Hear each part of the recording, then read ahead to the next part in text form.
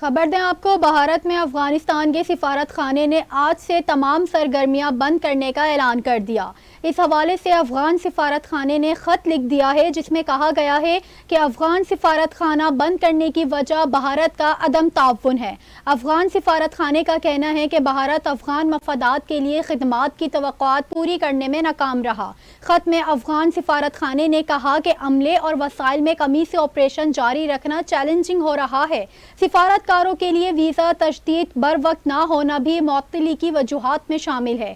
افغان سفارت خانے کا کہنا ہے کہ سفارت خانے کے عملے کے آپس کے جھگڑے کا بے بنیاد دعویٰ مسترد کرتے ہیں۔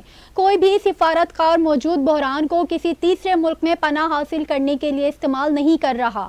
افغان سفارت خانے کی جانب سے کہا گیا ہے کہ بھارت سفارت خانے کا کنٹرول ایک نگراں کی حیثیت سے سنبھالے گا۔ غیر ملکی خبر رساں ادارے کے مطابق حالیہ مہینوں میں افغان سفیر اور دیگر سینئر سفارتکار بھارت سے بیرون ملک منتقل ہوئے ہیں۔